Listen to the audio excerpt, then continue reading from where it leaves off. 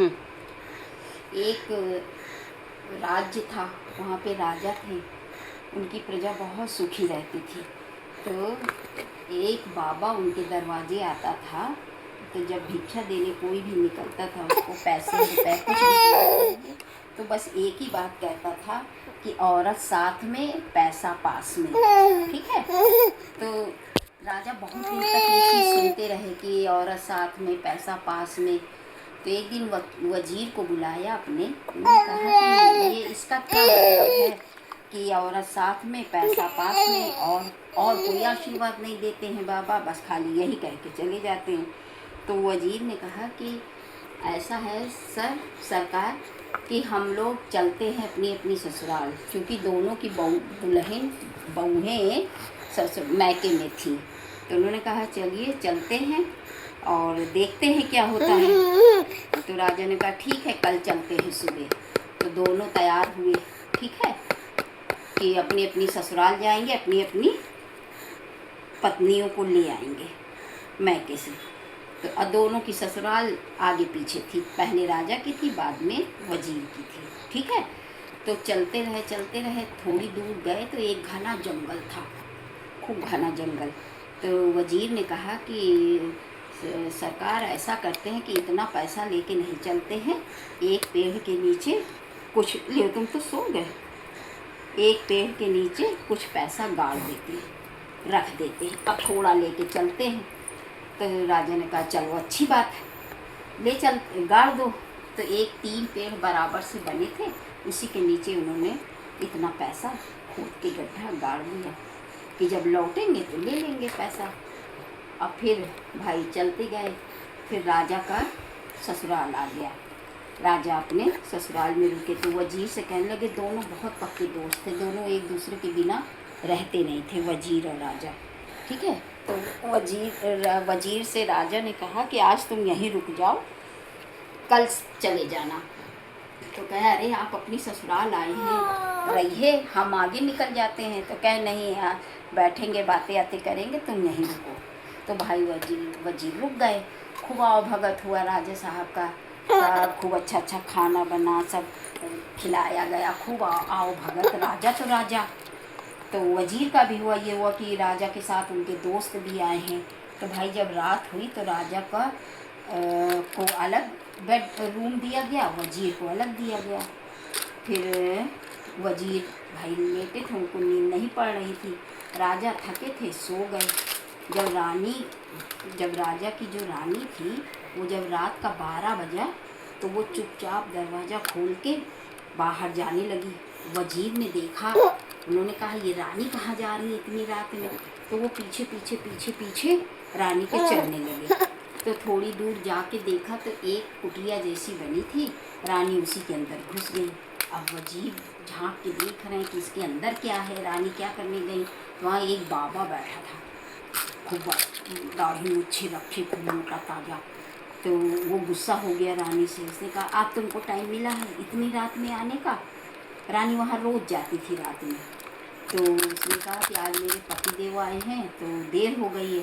तो कहें फिर बहुत पति करती हूँ, जाओ अपने पति का सर ले आओ तो हम जाने कि तुम मेरे साथ रहोगी। तो भाई वो गई, तो उसने कहा ठीक है अभी हम ला देते हैं। तो अब वजीर डरे, फिर वो आगे आई, जल्दी पीछे वजीर आए। उसने देखा राजा साहब सो रहे तो उसने फट से काट दिया गला और लेके बाबा के पास पहुंच गई। वजीर भी पीछे गए। तो वो बाबा गुस्सा हो गया, उसने कहा जब तुम अपने पति के लिए हो सकती हो तो मेरी क्या होगी, चलो जाओ यहाँ से, निकल जाओ। अब भाई वो अपने राजा का सर लेके चली आई और वहीं पर रख दिया। सुबेरा हुआ तो ये हुआ, राजा खत्म हो गया, किसने मारा। सब लोग वजीर को ऊपर शक करने लगे कि इन्हीं के दोस्त हैं, इन्हीं ने मारा होगा। तो मगर फिर ये हुआ कि नहीं, ये तो दूसरे कमरे में था, ये कैसे मार सकता है। फिर खूब रोना धोना हुआ, रानी खूब रोई हुई। फिर ये हुआ कि चलो इनका दाह संस्कार कर दिया जाए। तो वजीर ने कहा हमारी विनती है आप लोगों से कि मेरे दोस्त का शरीर मुझे दे दिया जाए, मैं लेके चला जाऊंगा, अपने राज्य में ही दाह संस्कार करूंगा। तो सब ने कहा ठीक है भाई ले जाओ। अब वो गठरी बना के राजा साहब को लाद के पहुँचे अपने ससुराल। ठीक है। जब वहाँ पहुँचे अपने ससुराल में तो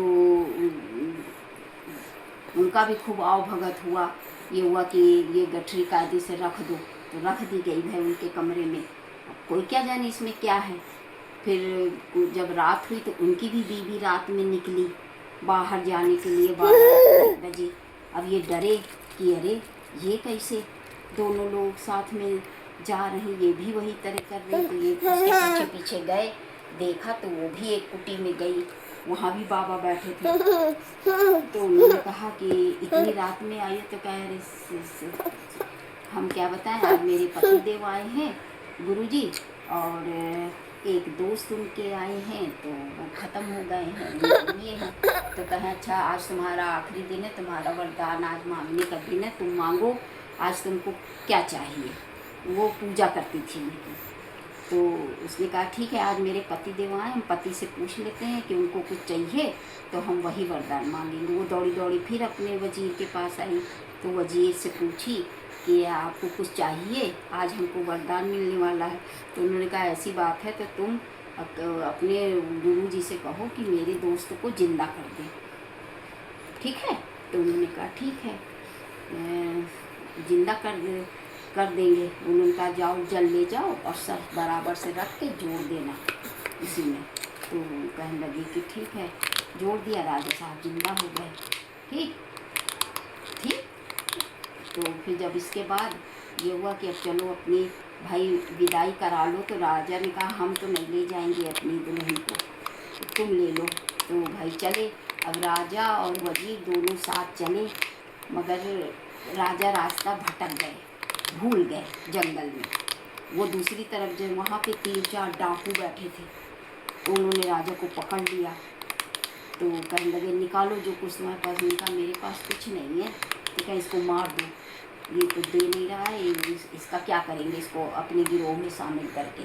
तो उनको याद आ गई कि जंगल में कुछ पैसा मेरा गड़ा हुआ है। उन्होंने कहा तुम हमको छोड़ दोगे अगर हम तुम्हें पैसा दें। कहे तुम्हारे पास पैसा कहाँ से आया। कहे नहीं तुम बताओ पहले कि हमें छोड़ दोगे।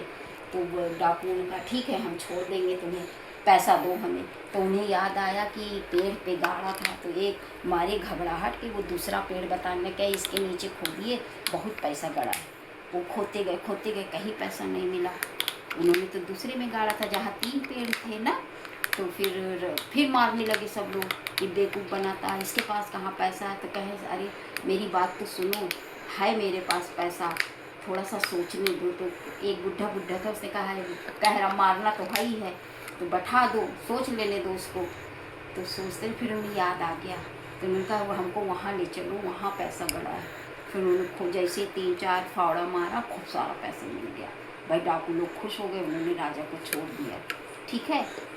फिर वो राजा अपने राज्य में आ गए, उधर से वजीर आ गए। तो वजीर ने समझाया कि आपको मतलब समझ में आया, औरत साथ में पैसा पास में, वो बाबा क्यों कहता था अगर आपकी और मेरी औरत पास में रहती होती तो आप मरते ना, और अगर आपके पास पैसा होता ना तो वो लोग आपको छोड़ते ना। इसीलिए पैसा और औरत हमेशा अपने पास में रखा करो। समझ में आया।